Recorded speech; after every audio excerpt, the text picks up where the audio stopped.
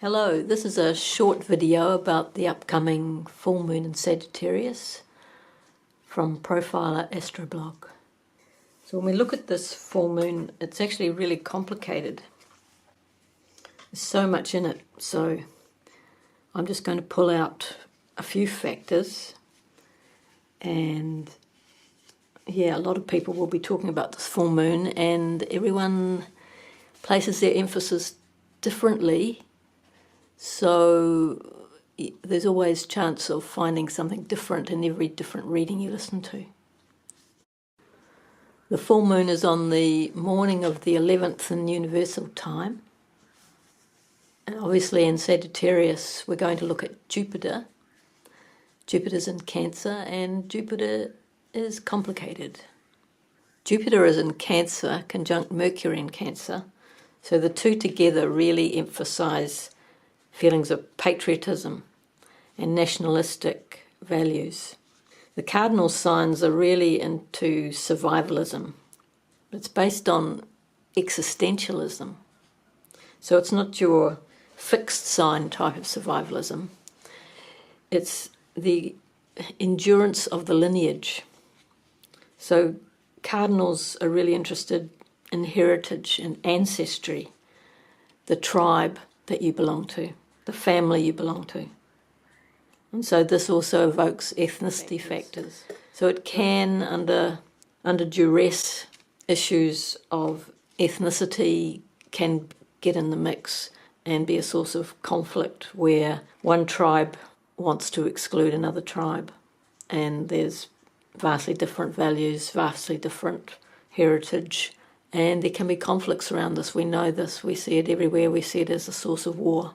So at the same time, Saturn and Neptune, both in early Aries, are at right angles to Jupiter, and this could actually produce more restraint around those drives. It's controlling the ego, basically. The ego is Aries, and it is the ego that says my tribe is better than your tribe, my nation is better than your nation. And Saturn in Aries is likely to eventually propel more and more people into seeing the value of controlling the ego. Neptune in Aries also has a role to play in terms of dissolving the ego. Knowing that the ego is so involved in conflict, it's a huge necessity for humanity to address this failing in our consciousness. Jupiter at 0 degrees Cancer automatically activates the midpoint degrees in 15 fixed. So we're looking there directly at 15 Taurus and 15 Leo, but also the sesquiquadrate degrees in Aquarius and Scorpio are also potentially in the mix. When the fixed signs get involved, things get a lot more passionate because the basics of survival are activated. And this involves how we gain power. So all this intense energy is activated as part of that survivalist energy that's activated by Jupiter in Cancer. Cancer, we know, is not only about homeland and protection, holding on to what we've got. It's also about the mother and women. So I would expect that issues, either collectively, but definitely also on a personal level, will be activated in terms of mother issues, things that are important to mothers and motherhood, as well as women in general and families. Plus homes, because homes have been under threat in lots of places with the homelessness issue and the cost of housing, cost of real estate. Yeah, it looks like there's a big mix being activated by this Jupiter position at 0 Cancer. With Saturn aspecting Jupiter, Saturn in Aries has quite a staunch position in terms of being alone and doing things on your own, managing everything on your own, going solo, as if that's a source of strength. And it can be, but it's not always successful. And there comes a point when the Aries energy has to give way to something a bit more supportive. And this, I think, is a big dilemma with the Saturn-Jupiter square, because Jupiter being in Cancer is saying bring in lots of support and comfort, nurturing, pampering. And so that dilemma will arise for some people. To complicate things even further, Pluto is tightly square Venus, and they're in fixed signs. So again, it's an intense issue. Venus is in its own sign, Taurus. Pluto's in Aquarius. So then we can look at Uranus in Taurus, which is square Mars in Leo, more fixed signs. So we know Taurus has various applications, and I think this does signal the combination of earth changes, money changes, and relationship changes. Now, we've been told by other sources that all these changes are for our benefit, and it is way more positive to look at things that way and helpful, because if we see them as just difficulty, suffering, and even a form of punishment, that's actually not helpful. So if there are changes due on a collective level that will affect a lot of people personally, and perhaps all of us in some way, in at least one of those categories, the important thing is to have that sort of attitude that says, this is all for the good, and it's not simply for my personal good, it's for the collective good. Because if you have a concept of our path as ultimately spiritual, these things need to happen to purge us of the past so we can move ahead, we can change and grow and evolve.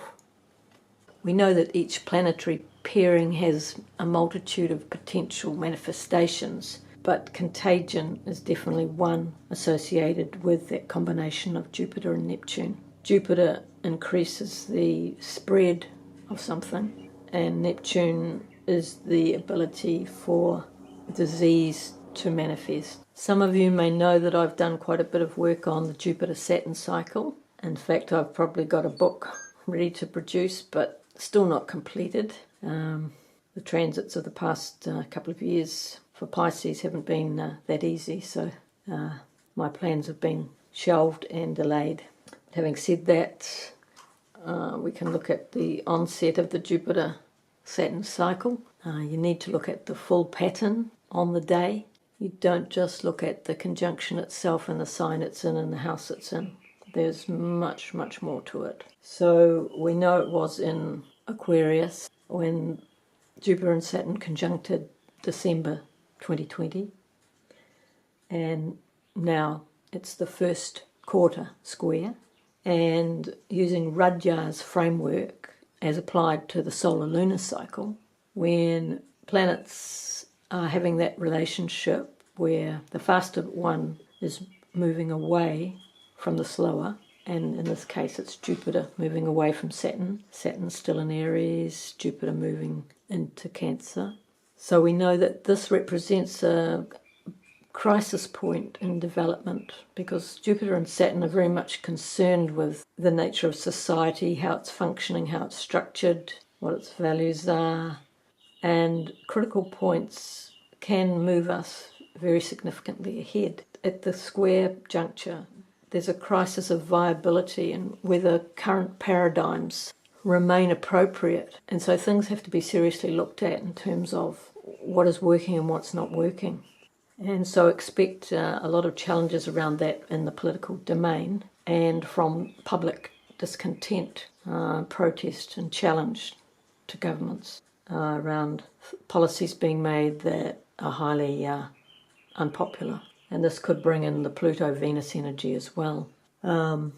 We know that the world's in quite a mess, so there's significant opportunity for there to be change and significant need for it. And we have to, the future that we want to manifest is given a voice. Hope that each opportunity for challenge is taken advantage of. So it'll be very interesting to see what happens at this full moon.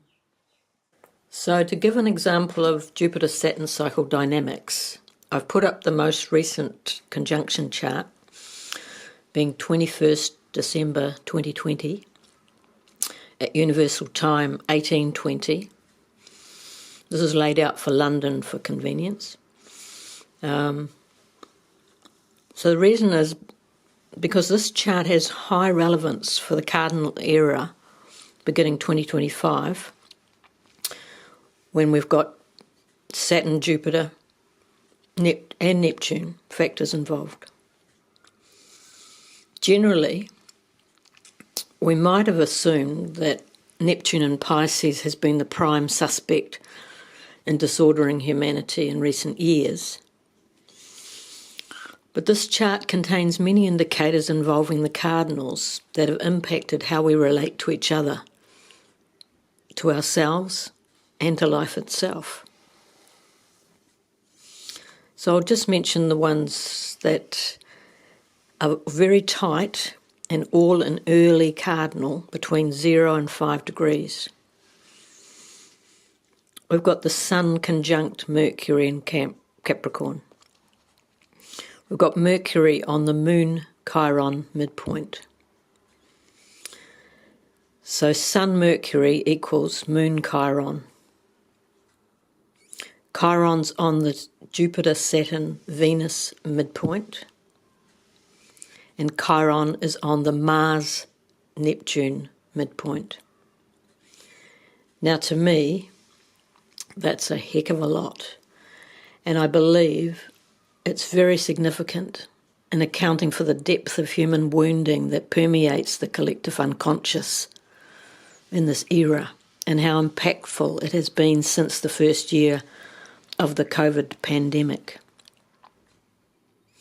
So we can expect that the pain of humanity, the anxiety, the brutality, is needing to be exposed and then managed and healed, even more so in this period 2025 to 2027.